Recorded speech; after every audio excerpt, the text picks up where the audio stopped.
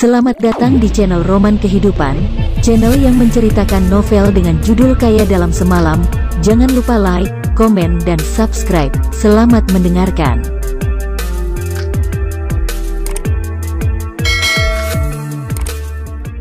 Bab 446.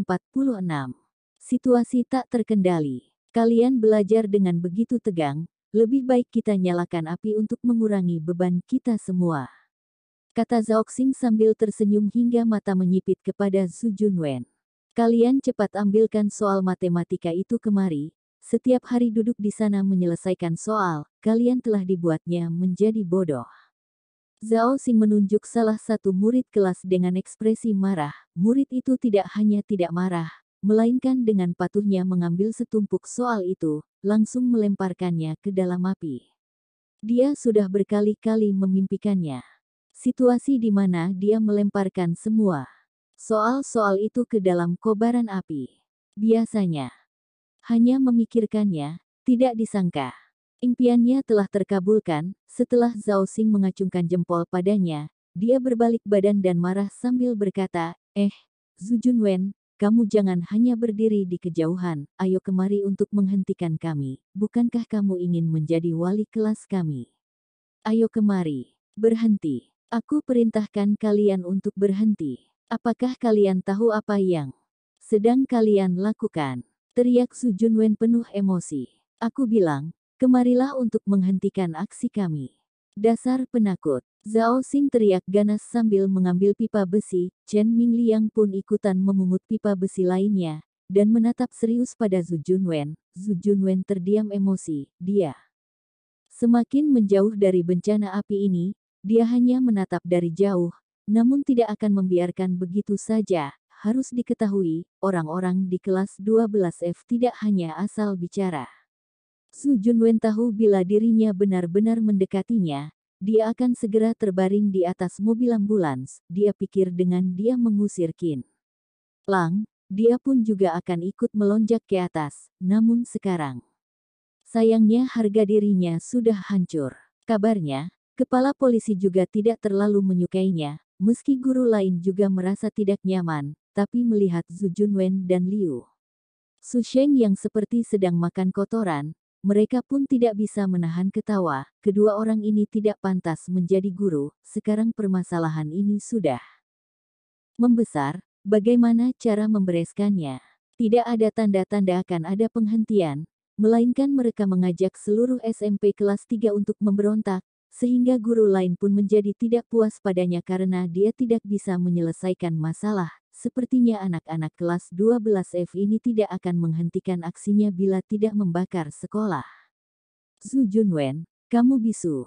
Kalau kamu tidak mau diam, aku akan melemparkanmu masuk ke dalam api hingga menjadi daging panggang. Chen Mingliang dengan marahnya menunjuk Zhu Junwen. Zhu Junwen semakin tidak berani berbicara. Meskipun semua guru dan murid Sem Hua Jie sedang melihat mereka, tapi dia sungguh tidak berani banyak bicara. Zhu Junwen sama sekali tidak berani buat masalah pada Chen Mingliang. Tapi, kepala sekolah kali ini marah lagi. Zhu Junwen bajingan, bukankah kamu ingin menjadi wali kelas 12F? Aku setuju dengan permintaanmu untuk menjadi wali kelas ini. Tapi kamu harus tunjukkan padaku bahwa kamu pantas. Kamu lihat baik-baik. Sekolah ternama ratusan tahun, SMP Hua Jie ini sekarang berubah menjadi seperti ini. Kepala sekolah marah sambil menunjuk Zhu Junwen. Di belakang punggungnya seperti ada api yang membara. Ini adalah kedua kalinya dia kena marah. Kepala sekolah berbicara tidak pernah menyebut kata kotor, namun dia menyebutkannya kepada Zhu Junwen. Berarti kepala sekolah sungguh sangat marah padanya. Wajah Zhu Junwen sekejap merah, sekejap pucat. Dia ingin sekali bersembunyi di dalam lubang untuk menghindari kena marah. Tapi dia berada di hadapan semua guru dan murid sekolah. Dia hanya bisa mengepalkan tinjunya dengan erat, dan tidak berani berbicara satu kata pun, karena semua orang sudah melihat posisi dirinya di hadapan murid kelas 12F. Yaitu mereka sama sekali tidak menganggapnya sebagai manusia. Begitu murid kelas 12F mendengar kepala sekolah berbicara begitu, mereka segera ikut mengoceh pada Zhu Junwen. Zhu Junwen, dasar kamu tidak tahu diri, justru gara-gara kamu iri dan cemburu. Sehingga membuat SMP Hua Jie berubah menjadi seperti sekarang ini. Ketika Guru Qin masih ada, SMP kelas 3 kelas 12F hampir menjadi kelas teladan, kamu malah mau ikut campur. Begitu tiba di tanganmu, kelas ini berubah menjadi seperti sekarang. Zhu Junwen, bisakah kamu menjadi seperti seorang pria dan keluar dari gerbang SMP Hua Jie? Guru Zhu, cepat urus kelas kalian ini. Kamu lihat saja buru pelajaran kelas kami sudah hampir dibawa kemari oleh murid kelas 12F kalian, kata salah seorang guru memarahi Zhu Junwen. Guru Zhu, aku mau tidak mau harus mengatakan ini padamu. Murid di kelas kami ada 5 orang yang dipukul hingga terluka, sekarang mereka terbaring di rumah sakit, kenapa kamu pun tidak pergi menjenguknya? Kata seorang guru yang tidak tertarik pada Zhu Junwen. Masalahnya sekarang kapan bakar-bakaran ini akan berakhir? Guru Zhu, kamu harus menghentikannya, kita tidak bisa diam. Melihat sekolah ini lenyap begitu saja. Satu persatu kalimat tuduhan ditujukan pada Zhu Junwen. Zhu Junwen dimarahi seperti anjing yang kehilangan rumah, semua ucapan emosi itu memenuhi telinganya. Apa yang bisa dia lakukan? Dia paham dengan situasi ini, tapi hal apa yang bisa dilakukannya? Sayangnya, kelas 12F ini bukanlah kelas yang bisa dia sentuh. Namun dia malah memaksakan diri untuk menerimanya. Dia mengira dirinya lebih unggul daripada Qin Lang, dia tidak sanggup melakukannya. Chen Mingliang, bukannya di perpustakaan sekolah ada puluh ribuan buku koleksi. Ayo kita keluarkan dan bakar bersamaan, bagaimana? Ayo pergi. Ekspresi Chen Mingliang polos. Dia pikir, lagi pula masalah ini sudah menjadi besar, sekalian saja semakin dibesarkan lagi. Sekarang Zhu Junwen adalah wali kelas mereka, apapun yang dilakukan mereka akan membuat Zhu Junwen ikutan sial. Ini luar biasa. Mendengar mereka akan menyentuh buku dari perpustakaan, kepala sekolah sekejap ketakutan hingga tidak bisa berbuat apa-apa. Jika mereka berniat membakar, kepala sekolah juga tidak bisa menghentikan mereka. Sekarang selain Satpam SMP Huaji yang sudah berumur sedang berjaga di luar gerbang sekolah, Satpam lainnya sudah dipukuli hingga luka parah oleh murid kelas 12F, dan mereka telah masuk ke UK sekolah. Apabila memanggil polisi, polisi sudah malas mengurus mereka. Karena, begitu polisi tiba di sekolah, anak-anak ini akan kabur ke kelas masing-masing dan duduk dengan tenang. Begitu polisi pergi, mereka mulai memberontak lagi. Pada akhirnya, membuat polisi kelelahan bolak-balik, murid-murid pasti akan dimintai pertanggungjawaban. Namun, guru-guru sebagai orang dewasa juga pasti akan sulit menghindari tanggung jawab ini, jadi masalah ini akan sulit diselesaikan. Ditambah lagi Chen Mingliang dan murid kelas 12F lainnya yang tidak takut dengan polisi. Sebaliknya para guru takut apabila polisi meminta pertanggungjawaban dengan mereka. Jadi, begitu kepala sekolah dan guru lainnya mendengar kelas 12F mengatakan ingin membakar perpustakaan, mereka ketakutan, namun juga tidak bisa menghentikannya. Setelah terjadi, jabatan kepala sekolah dipastikan akan hilang. Sekarang satu-satunya cara untuk melepas pertanggungjawaban yaitu dengan menuduh Zhu Junwen. Apalagi dia sudah pasti akan dipecat, maka biarlah dia yang menerima beban ini semua.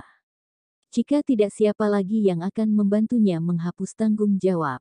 Zhu Junwen. Suara emosi kepala sekolah bergema di lapangan. Kenapa kamu bengong? Teriak kepala sekolah. Zhu Junwen terkejut hingga bergemetar, dan bergegas ingin segera menghentikannya.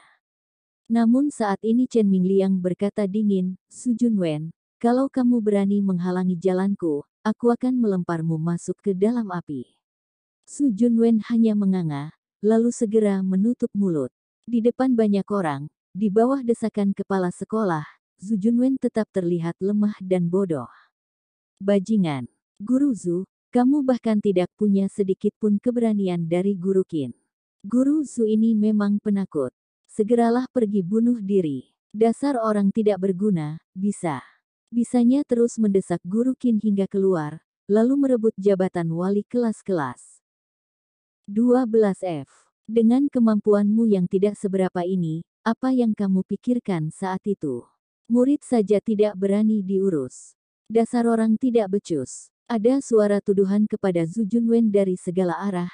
Dalam tatapan mereka penuh dengan penghinaan, sementara wajah Zhu Junwen memerah, seperti otak babi yang disiram air panas, dan di saat ini, Chen Mingliang memimpin rombongan, murid kelas 12F. Sudah bergerak menuju perpustakaan. Bab 447. Menghentikan kekacauan dalam sedetik. Tepat di saat ini, terdengar sebuah suara, "Woi, apa yang sedang kalian lakukan?" Hanya dengan satu kalimat ini, kalimat yang biasa saja, Chen Mingliang, yang tadinya masih memamerkan kekuatannya, seketika terdiam. Dia membelakangi semua orang, tubuhnya seolah-olah terdiam karena ada jimat yang menahannya. Ekspresinya berubah, wajahnya menjadi pucat, seluruh murid dari kelas 12F juga. Begitu, terdiam kaku, semuanya menghentikan aksinya, sebuah sapaan yang begitu biasa, membuat murid kelas 12F mendengarnya seperti sebuah petir di cuaca cerah. Semua orang merasa nafas masing-masing menjadi tidak lancar, ekspresi menjadi tegang. Chen Mingliang, ada apa ini? Qin Lang dan Huang Rong berjalan mendekat. "GG Guru Qin, aku merasa musim dingin ini sangat dingin, jadi aku mengajak teman-teman menyalakan api untuk menghangatkan tubuh." Chen Mingliang merasa lidahnya tidak bisa membuatnya berbicara lancar, namun untung saja kalimatnya utuh, dibandingkan dengan suara teriakan arogan kepada kepala sekolah dan lainnya barusan. Ucapan Chen Mingliang sekarang terdengar isak tangisan. Dia ketakutan hingga gemetar. Gawat, gawat, kali ini Guru Qin menangkap saat dia benar-benar sedang beraksi. "Pergi, ambilkan alat pemadam kebakaran, dan padamkan api ini." Sebuah ucapan Qin Lang membuat seluruh murid kelas 12F berlari lebih cepat daripada kelinci untuk mengambil alat pemadam kebakaran. Salah seorang murid yang gerakannya agak lambat, bahkan dimarahi oleh Zhao Xing. "Cepat, ini perintah Guru Qin, apakah kamu tidak mau hidup lagi? Dasar lambat." "Aduh, Guru Qin, akhirnya kamu datang juga." Semua guru dan murid sekolah pun meresponsnya, tatapan mereka bagaikan melihat sang penyelamat. "Guru Qin, kamu datang sangat tepat waktu, jika tidak aku tidak sanggup lagi." Kepala sekolah hampir saja ingin menangis. Begitu melihat Qin Lang muncul, dia langsung terduduk di lantai, dan akhirnya bisa menarik nafas lega. Semua murid SMP Hua Jie mulai memanas. Mereka menyaksikan Qin Lang dengan sangat antusias. "Ini Guru Qin dari Hua Jie kita. Tampan sekali. Kabarnya kemampuannya luar biasa. Guru Qin ini memang tidak gampang. Kamu lihat dia berdiri di samping Zhu Junwen. Zhu Junwen tampak menyedihkan sekali. Kikiki. Cih, Zhu Junwen mana bisa dibandingkan dengan Guru Qin, dia tidak pantas." "Memang iya, kamu lihat gerombolan kelas 12F itu?" Sebuah sapaan Guru Qin membuat mereka seketika menjadi patuh seperti bayi yang baru lahir. Kecepatan memadamkan api di luar dugaan. Hanya beberapa menit sejak Qin Lang berbicara, api membara itu seketika padam. Berbaris tegak, Qin Lang hanya berbicara dengan suara pelan. Semua murid kelas 12F berlari ke hadapan Qin Lang, membuat barisan yang rapi sesuai urutan. Satu barisan ini diam tidak bersuara, sementara Zhu Junwen dengan wajah kusam menatap ini semua. Ini adalah adegan di mana harga dirinya ditampar abis habisan, dan dia hanya bisa cemburu. Kelas 12F bagaikan pelayan di depan Qin Lang. Asalkan Qin Lang mengucapkan perintah, sebuah isyarat, semuanya akan berjalan dengan sesuai aturan. Sedangkan Zhu Junwen, baginya kelas 12F ini seperti singa jantan yang sedang jauh cinta. Amarahnya tidak masuk akal, namun Zhu Junwen tetap tidak bisa menerima, sangat tidak bisa menerimanya. Selanjutnya tidak sampai 10 menit, SMP Hua Jie telah pulih kembali secara keseluruhan. "Mari sambut Guru Qin kembali." Ketua kelas Zhao Xing berteriak, dilanjutkan dengan tepuk tangan meriah dari seluruh kelas 12F. Prok prok prok, terdengar dengan begitu rapi. "Guru Qin, Biar aku jelaskan, bangku-bangku yang kami bakar itu adalah bangku yang tidak dipakai sekolah lagi. Sementara bangku baru sudah kami beli sejak awal, Chen Mingliang tetap merasa tidak tenang. Dia takut Guru Qin akan membereskannya. Kalian ingin memberontak. Guru Qin tidak bisa menerimanya, dia bertanya dengan tegas. Tidak berani, Guru Qin. Ucap serentak seluruh murid kelas 12F, semua murid serentak menundukkan kepala, berubah menjadi kambing patuh. Yang tahu diri telah membuat kesalahan.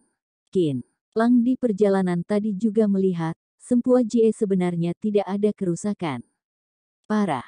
Sekelompok orang ini memang membuat keributan, tapi mereka tahu batasnya. Hanya saja tidak disangka mereka menggerakkan seluruh murid di sekolah. Keributan ini memang terlihat sangat besar, bahkan telah membuat khawatir Biro Pendidikan dan petinggi lainnya. Sementara begitu tukang kompor berhenti, seluruh murid pun juga otomatis akan menjadi patuh. Guru tiap kelas pun tidak akan ada hambatan lagi dalam mengurusi mereka. Akhirnya selesai juga. SMP Hua Jie yang berantakan ini seketika kembali normal. Tindakan ini sangat berefek. Guru-guru dan kepala sekolah pun akhirnya bisa menarik nafas lega. Semua guru terpukau oleh Qin Lang, sedangkan hanya Zhu Junwen dan Liu Susheng yang wajahnya tampak murung, seperti ada orang yang mencuri uang mereka berdua. Pada akhirnya Zhu Junwen berbicara tanpa bisa menahan kecemburuannya. Akhirnya aku mengerti, ternyata Guru Qin demi dapat kembali ke sekolah.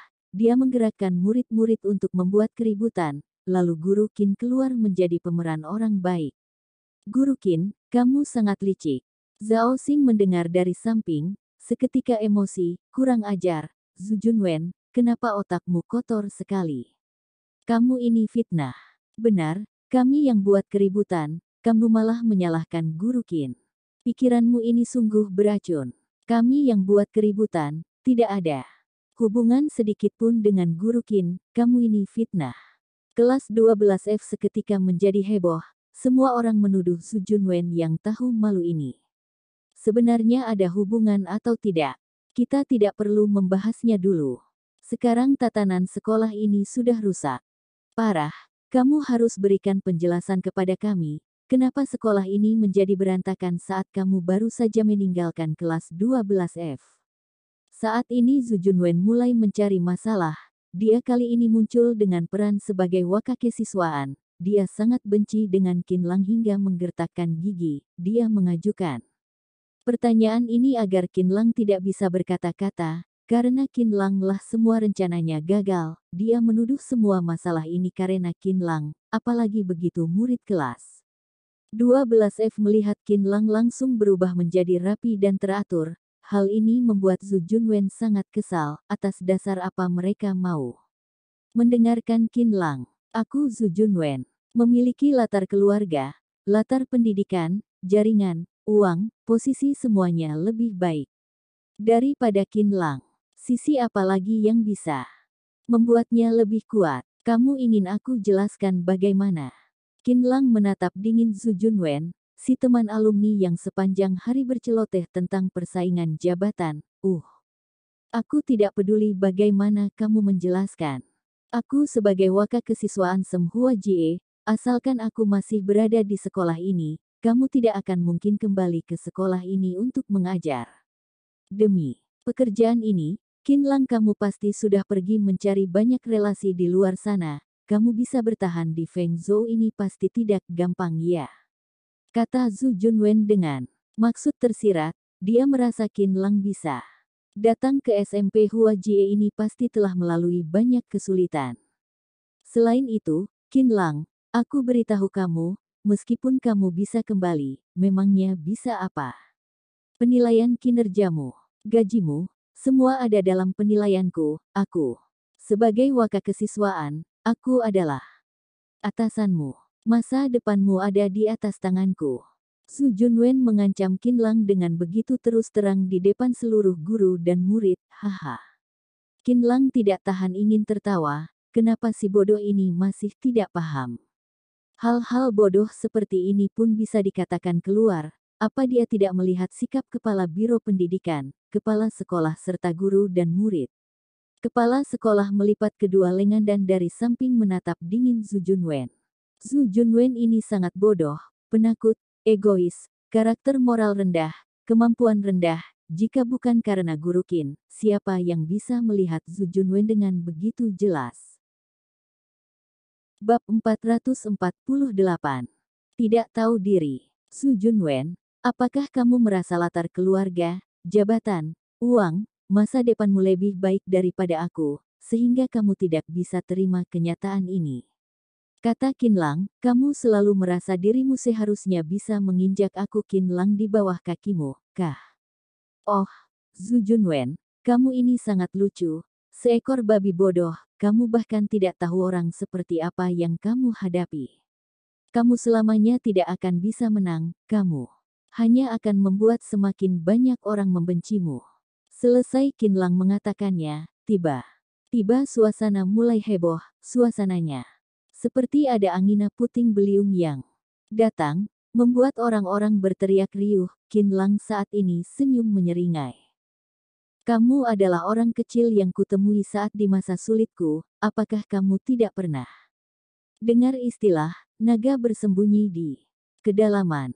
Sayang sekali, sekarang orang yang sedang kamu tantangi itu adalah naga yang sudah terbang ke langit. Jika aku bermaksud untuk menggoyahkan posisimu, kamu bahkan tidak akan punya kesempatan untuk berbicara padaku, kamu hanyalah badut. Tujuan kehadiran badut adalah membuat orang yang waras untuk tertawa, tertawa atas kebodohan dan ketidaktahuanmu. Hanya itu, bila aku ingin pergi, siapapun tidak akan bisa menahanku. Bila aku ingin menetap, juga tidak ada yang bisa menghalangiku, kata Qin Lang dengan suara dingin. Dia adalah orang yang rendah hati. Apabila keturunan keluarga Qin ini disebutkan, pasti bisa membuat Zhu Junwen ketakutan hingga hampir mati. Meskipun dirinya telah diusir dari rumah kakek buyutnya, tapi latar belakang keluarga dia tetap tidak putus. Inilah sebabnya apabila keluarga Qin mengalami kesulitan, dia akan berusaha semaksimal mungkin untuk membantu. Intinya adalah ketika tidak ada dukungan dari keluarga Qin, Qin Lang juga tetap kuat. Dia adalah majikan dari istana Yao Yue, pahlawan muda yang terkenal. Cukup tunjukkan salah satu saja bisa membuat Zhu Junwen terkejut hingga dagu hampir copot. Terkait Xie Wenjing, asalkan Qin Lang menggerakkan sedikit saja jarinya, maka dia pasti akan langsung mengikuti Qin Lang tanpa ragu-ragu. Sayangnya dia tidak bisa menjilat air ludah sendiri. Qin Lang yang sekarang telah menemukan wanita yang paling dicintainya. Zhu Junwen, kamu ini memang katak dalam tempurung, kamu terlalu menganggap tinggi dirimu, kata Qin Lang pelan. Oh, haha. Meski kepala sekolah yang menyuruhmu kembali juga tidak akan berguna, aku adalah waka kesiswaan, aku punya hak untuk membuatmu tunggu. Zhu Junwen, cukup, kamu sama sekali tidak menghormatiku sebagai kepala sekolah. Apakah kamu pernah bertanya bagaimana kesanku terhadap Guru Qin? Kepala sekolah tiba-tiba berdiri keluar dan memutuskan ucapan Zhu Junwen. Maaf sekali, Biro Pendidikan sebenarnya telah mengeluarkan pemberitahuan bahwa kamu dan juga Liu Susheng dipecat oleh sekolah. Apa? Kepala Zhu Junwen seketika berdengung dan berdiri tidak stabil, sementara Liu Susheng juga tampak menangis. Kamu tidak salah dengar, benar, kamu dipecat, dan selamanya tidak akan dipergunakan. Seluruh bidang pendidikan di Fengzhou ini tidak akan menerimamu. Kata kepala sekolah dengan jijik. Tatapan Zhu Junwen seketika gelap, dia hampir saja jatuh pingsan. Jadi sekarang, kamu bukan lagi wakake siswaan SMP Huajie, kamu juga tidak punya hak untuk mengomentari guru dari sekolah kami, kata kepala sekolah sambil menunjuk-nunjuk Zhu Junwen. Zhu Junwen merasa hanyut, dia kali ini kalah tanpa ada harga diri sedikit pun. Dia mengusahakan segala cara, terakhir malah mendapatkan hasil yang tidak diinginkan seperti ini. Sedangkan tadi dia menggunakan identitas waka kesiswaan untuk menekan Qin Lang, tak disangka dalam sekejap dia dipecat. Kenapa, Zhu Junwen, apakah kamu mau aku mengulanginya sekali lagi? Kepala sekolah sudah jengkel melihat Zhu Junwen. Dia sekarang mulai muak pada Zhu Junwen. Kalian Berani memecatku. Su Junwen tiba-tiba berteriak, seperti orang gila. Apakah kamu tidak tahu siapa pamanku? Aku mau ke kota untuk melaporkanmu. Aku mau pergi ke biro pendidikan untuk naik banding.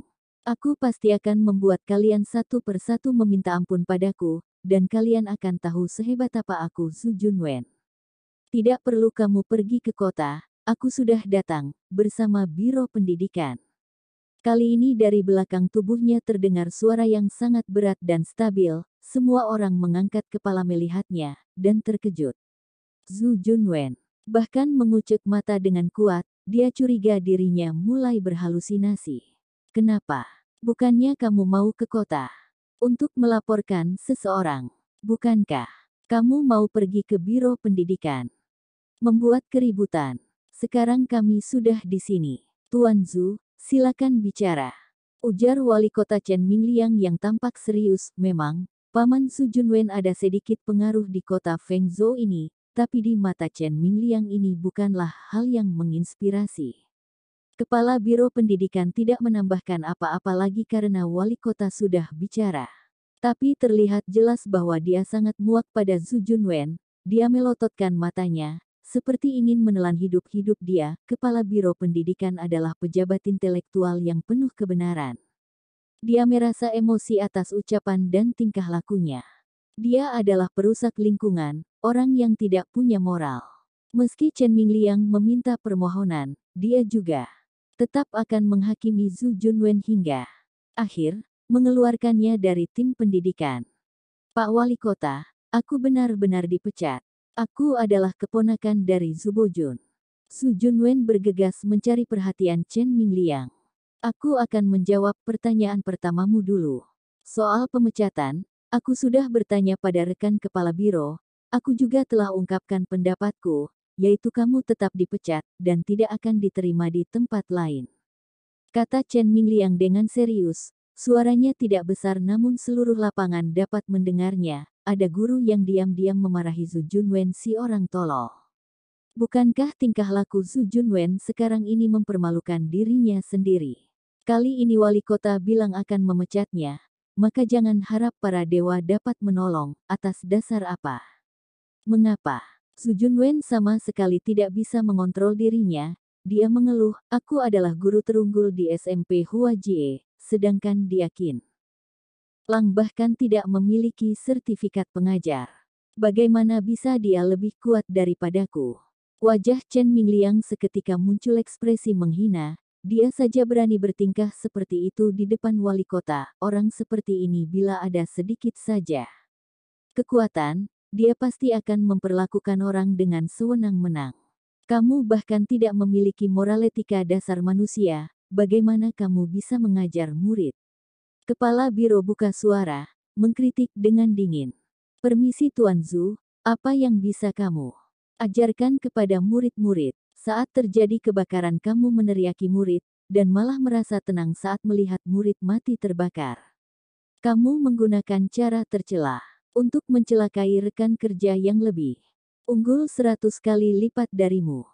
Mengandalkan paman yang menjadi wakil wali kota, sehingga bisa menindas guru-guru yang tidak satu kubu denganmu. Melakukan sesuatu pada guru dan murid perempuan untuk memenuhi nafsu sendiri. Atau menggunakan segala cara untuk membuat siswa memanjat ke atas, bahkan mengorbankan uang untuk memikatnya. Kamu punya hak apa untuk dibandingkan dengan guru Qin? Kepala Biro Pendidikan memang layak menjadi panutan di bidang pendidikan. Setiap ucapannya begitu tegas dan lugas, keringat dingin bercucuran di wajah Su Junwen, satu persatu tatapan jijik melesat ke arahnya, membuat dia seakan akan telah ditelanjangi dan tidak punya tempat bersembunyi. Kritikan mulai berdatangan. Kamu si pecundang, masih sok-sokan mau dibandingkan dengan guru Qin, dasar tidak tahu diri. Kepala biro tertawa dingin. Jangan bicara lagi. Jangan bicara lagi. Kalian, jangan bicara lagi. Aku pasti akan melaporkan ini semua kepada pamanku. Pamanku pasti akan balas dendamku pada kalian. Kalian, tunggu saja. Su Junwen menjerit, sekali lagi dia seperti masuk ke dalam kegilaan. Bab 449. Telepon dari Qintian. Zhu Junwen mulai gegabah. Orang-orang berpikir pamannya sebagai wakil wali kota itu. Banyak guru berpikir meskipun orang ini sudah gila, tapi bila pamannya mengurusi urusan ini, keadaan mungkin akan berbalik. Zhu Bojun, wakil wali kota Fengzhou, sudah berpolitik di Fengzhou selama 10 tahun, akarnya sangat kuat. Guru-guru di SMP Hua Jie mengenali Zhu Bojun, dia adalah seorang pejabat senior, bahkan wali kota pun harus memberinya harga diri 30%. Zhu Junwen mengamati orang-orang seperti sedang berpikir, seketika suasana diam, dia pun mulai merasa superioritas, lalu tertawa dingin, "Kepala biro, sepertinya kamu sendiri tidak berani bila tidak memberi harga diri pada wakil wali kota, kan? Asalkan wakil wali kota Zhu Bojun menjabat, aku bisa berperilaku sewenang-menang di SMP Huaji. Memangnya apa yang bisa kamu kepala biro lakukan? Jika kamu membantah, kamu akan menyesal atas perbuatanmu hari ini." Dia memarahi kepala biro di depan umum, dan perbuatannya ini benar-benar telah menyinggung kepala biro. Namun, kepala biro adalah seorang berintelektual dan bermoral. Dia merasa hatinya seperti telah digigit oleh anjing malang, lalu dia berdengus, "Melihat perilakumu seperti ini, maka ku beritahu lagi satu hal, penyelesaian yang diberikan Biro Pendidikan terhadapmu telah berubah. Kamu bukan hanya tidak bisa menjadi guru di Fengzhou lagi, selain itu, aku akan mengajukan laporan perbuatanmu kepada Menteri Pendidikan, sehingga Menteri Pendidikan dapat membatalkan sertifikat pengajarmu. Mulai saat itu, seluruh negeri tidak akan menerimamu sebagai guru lagi. Kamu boleh melaporkannya. Silakan saja," kepala biro menjelaskannya dengan sederhana. Dia benar-benar merasa sangat jengkel dengan Zhu Junwen. "Kamu tidak takut pamanku membalas dendam padamu?" kata Zhu Junwen dengan ganas. "Aku sebagai kepala biro pendidikan tidak akan tunduk pada kekuatan jahat, kamu jangan macam-macam." Ucapan kepala biro sangat tegas, dia tidak memberikan kesempatan siapapun untuk membalasnya. Saat ini, wali kota Chen yang mengamati dari samping tiba-tiba buka suara, "Tuan Zhu, sepertinya ada satu hal lagi yang kamu mungkin tidak tahu." "Apa?" Zhu Junwen termenung. "Tadi kamu memutuskan ucapanku. Maka sekarang aku beritahu kamu, Zhu Bojun yang kamu sebut tadi, tepat barusan. Komisi Inspeksi Kota sedang menyelidiki Zhu Bojun atas pelanggaran yang diperbuatnya, sekarang masih dalam tahap penyelidikan. Dia sedang memberikan penjelasan di waktu dan tempat yang ditentukan." Wali kota Chen meninggikan suaranya, bagaikan guntur di atas tanah datar. Zhu Junwen sungguh tidak bisa menerima pukulan seperti ini.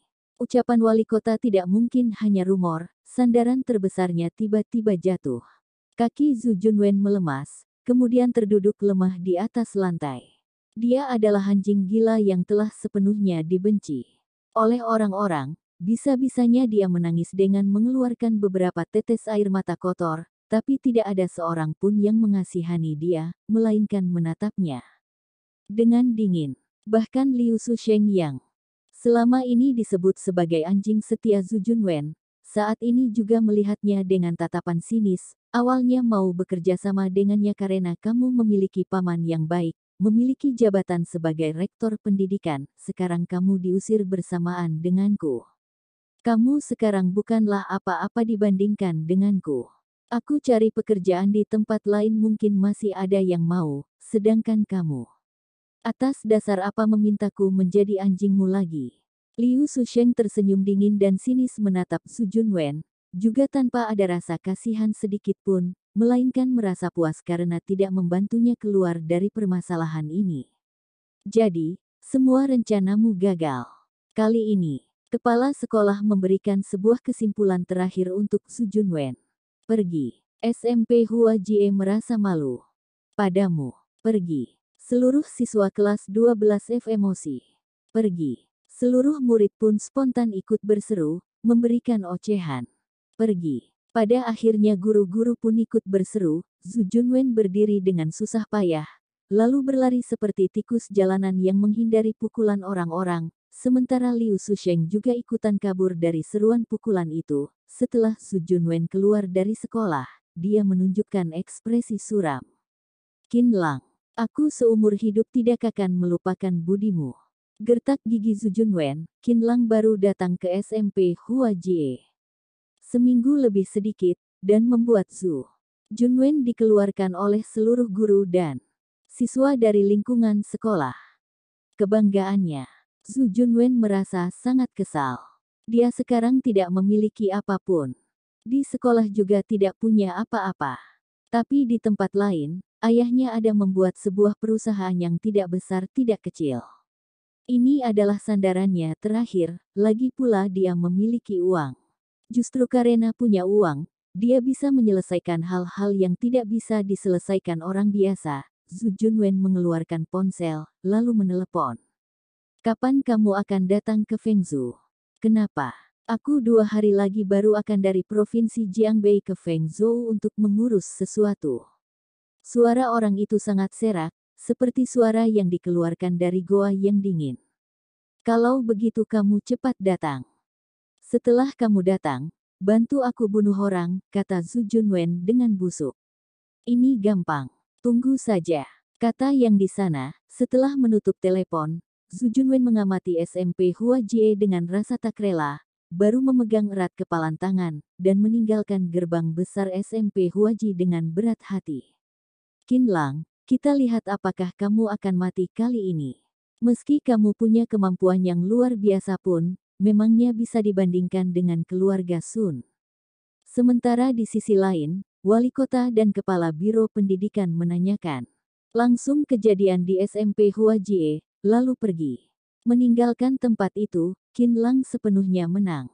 Memenangkan hati orang-orang, sekarang dia adalah tokoh tingkat artis. Asalkan dia muncul pasti ada wanita yang berteriak histeris, hanya saja dia sama sekali tidak tertarik untuk menikmati kemenangan ini. Kemenangan ini tidak begitu ada pengaruh baginya, karena Xie Wenjing, Su Junwen dan orang-orang ini bukanlah apa-apa.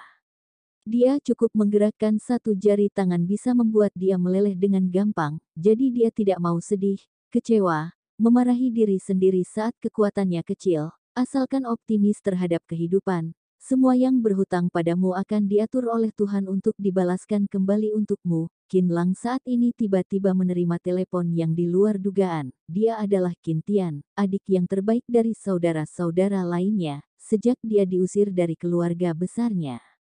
Keluarga Qin hampir saja tidak ada yang pernah menghubunginya. Ini dikarenakan peraturan keluarga Qin sangat ketat.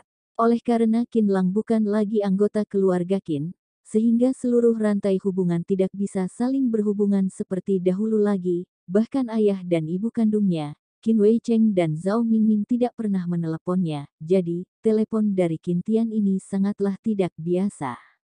Qin Lang menarik nafas dalam. Barulah mengangkat telepon. Kak, aku Qin Tian, aku telah menemukan teleponmu. Qin Tian di sana terdengar sedikit kesenangan. Dengan kemampuan keluarga Qin yang tersembunyi, mencari nomor telepon seseorang seperti membalikkan tangan. Masalahnya, apakah kamu pergi mencarinya atau tidak? Qin Tian, apa kabarmu? Nafas Qin Lang agak berat. Sebenarnya apa tujuan Qin Tian menelepon? Tidak apa. Aku baik-baik saja. Aku hanya bertanya, tidak apa.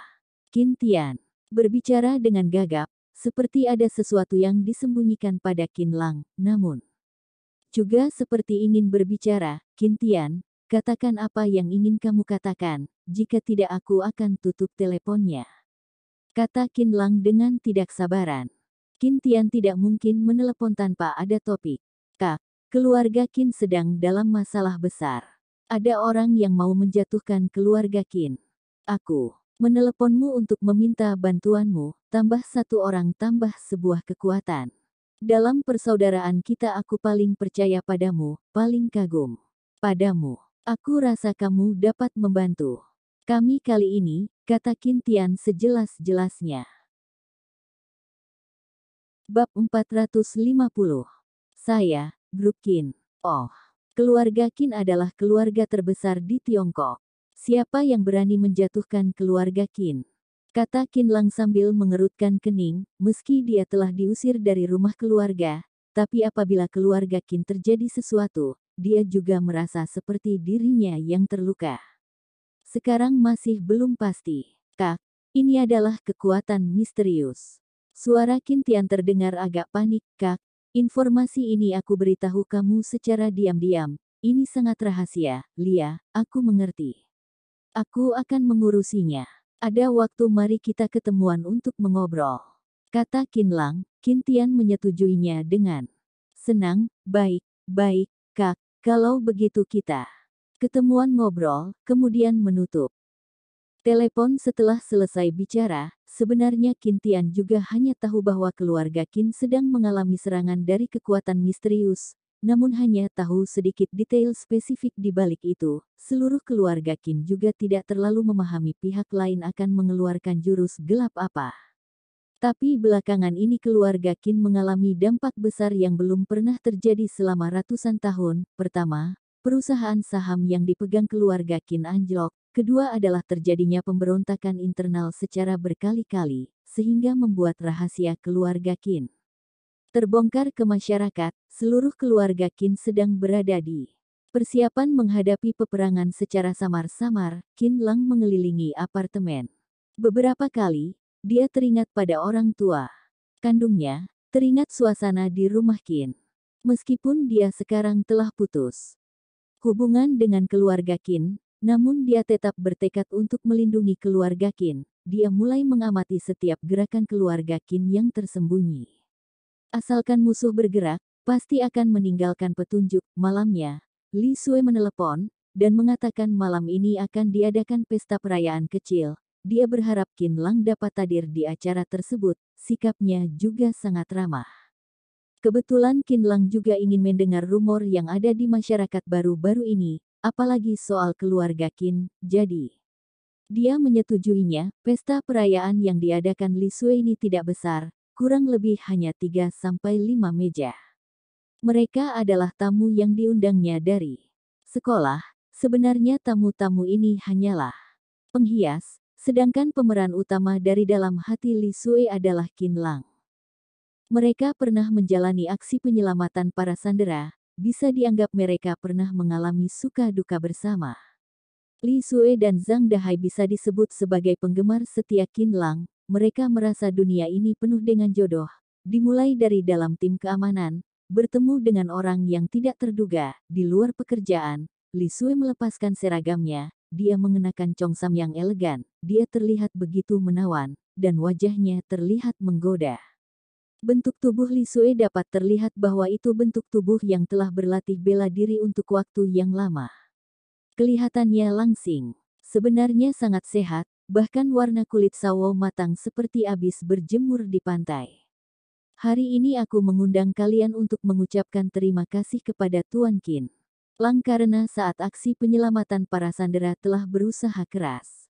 Aku dan Zhang Dahai sangat berterima kasih atas kerjasama Tuan Qin Lang. Terima kasih Tuan Qin mempertaruhkan nyawa dan berkontribusi demi negara kita. Mari kita bersulang. Li Sui berbicara sambil mengangkat gelas bir, menyeruput sedikit. Orang-orang pun juga ikut bersulang dan merayakannya bersama. Pesta ini adalah pesta perayaan, adalah hal yang biasa. Cara Li Sui berbicara juga berbeda dengan saat bekerja. Biasanya dengan ekspresi serius, namun hari ini seperti buka yang bermekaran. Tuan Qin, aku dan Zhang Dahai telah membahasnya. Apakah Anda telah mempertimbangkan untuk bergabung dalam Akademi Kemiliteran Yanjing? Kami sangat berharap Anda dapat segera memberi jawaban kepada kami. Li Sui berbicara tidak pernah jauh dari pekerjaannya. Dia mengajukan undangan pada Qin Lang, namun Qin Lang hanya mengangguk kepala, tanpa memberikan jawaban pasti. Sejujurnya, Qin Lang tidak terlalu tertarik untuk bekerja sebagai pejabat pendidikan. Dia terbiasa untuk hidup bebas, tanpa terikat segala hal. Suasana di pesta malam ini relatif santai, bahkan Li Sui yang biasa tidak banyak senyum, terus mengundang untuk bersulang. Tidak minum tidak tahu, begitu minum baru tahu. Ternyata Qin Lang sangat kuat meminum anggur. Dia telah meminum banyak anggur tapi warna wajah tidak berubah. Tidak ada tanda mabuk sedikit pun. Li Sue pun terkejut. Orang ini selalu membuat hal-hal di luar dugaan. Tamu yang diundang hari ini bukanlah orang yang belajar ilmu bela diri, melainkan para pejabat. Orang kaya ada kurang lebih 10 orang. Li Sue mengaturnya dengan cermat, mungkin tujuannya adalah agar Qin Lang dapat saling berkenalan dengan mereka, hanya saja Qin Lang tidak tampak tertarik pada yang namanya jaringan. Tujuan kedatangannya kali ini adalah untuk mendengar informasi tentang keluarga Qin baru-baru ini. Li Sue, Zhang Dahai, apakah kalian pernah mendengar keluarga Qin yang tersembunyi? Tanya Qin Lang langsung pada poin inti. Keluarga Qin yang tersembunyi. Li Sue bingung, dia tampak sudah mulai mabuk, dia sudah lama tidak serileks ini, tapi begitu mendengar kata keluarga Qin tersembunyi, dia menggaruk kepalanya 10 detik, lalu berkata, Tuan Qin, apakah di Tiongkok ini ada keluarga seperti ini? Kenapa aku tidak tahu? Li Sue pada umumnya sangat percaya diri dengan kemampuan mengumpulkan informasinya. Keluarga Qin tersembunyi bila dia tidak tahu, berarti keluarga ini adalah keluarga kecil yang tidak terkenal, Zhang Dahai apalagi, dia tidak tahu, dan tampak kebingungan. Qin Lang berpikir, benar juga, sepertinya keluarga Qin rendah hati adalah sebuah kebiasaan. Li Sue pernah mencari tahu kemampuan Qin Lang, tapi tidak tahu sama sekali terhadap keluarga Qin yang hebat, mungkin saja ini adalah alasan. Keluarga Qin tersembunyi ini terus kuat. Dalam ratusan tahun, oh, iya, grup Qin aku tahu. Apakah yang Anda maksud adalah orang hukum di grup Qin? Dalam pikiranku, mereka tidak dikelola oleh keluarga, tanya Li Sue setelah teringat sesuatu. Grup Qin. Qin Lang berpikir, bisnis yang didirikan keluarga Qin sangat banyak. Dia juga tidak tahu apakah benar atau tidak, selama beberapa tahun, keluarga Qin tidak pernah menjadikan keluarganya sebagai pengelola, melainkan berbisnis di mana-mana. Melihat cara pengelolaan grup Qin ini yaitu tidak menjalankan pengelolaan dari keluarga, sangat sesuai dengan kebiasaan keluarga Qin. Tepat saat Qin Lang sedang berpikir, Li Sue tiba-tiba berkata, aku teringat, dalam pesta kita ini ada satu orang petinggi di grup Qin. Jika kamu butuh informasi, kita bisa bertanya padanya. Lia, aku hanya asal bertanya saja. Sebenarnya tidak ada apa-apa, kata Qin Lang pelan. Saat ini seseorang berjalan kemari, berkata, Nona Li, terima kasih atas undangan Anda. Aku merasa sangat terhormat bisa hadir di pesta seperti ini. Orang ini tampak gemuk dan seperti orang biasa. Rambutnya sudah setengah botak, wajahnya berminyak bercahaya, hanya mata yang tampak sedikit kelicikan dan kelihayan. Tidak, daftar nama tamu di acara ini dituliskan oleh sekretaris office. Aku tidak menanyakan terlalu jelas, kata sekretarisku, Anda adalah bendahara utama di grup Qin, CFO ya, kan? Tanya Li Sue tenang, sambil melirik Qin Lang. Lia, Nona Li, grup Qin adalah perusahaan besar yang tersebar di Eropa dan Asia. Baru-baru ini kami bersiap untuk masuk ke Amerika Latin dan Afrika Utara. Aku yakin, kami akan ada beberapa kerjasama yang baik dengan Anda dalam beberapa aspek. Namaku, Ning Dafu. Saat mengatakannya, orang itu mengeluarkan kartu nama dengan bahan berwarna emas. Lalu memberikannya pada Li Sue dengan sepasang tangan. Salam kenal, kata Li Sue dingin. Dia tidak menerima kartu namanya. Dia sangat tertarik dengan identitas orang seperti ini, apalagi si Ning Dafu ini membuatnya merasa jijik. Dia terus memanggil Nona, dan ini membuatnya merasa canggung. Di Tiongkok, panggilan Nona ini mengandung makna lain.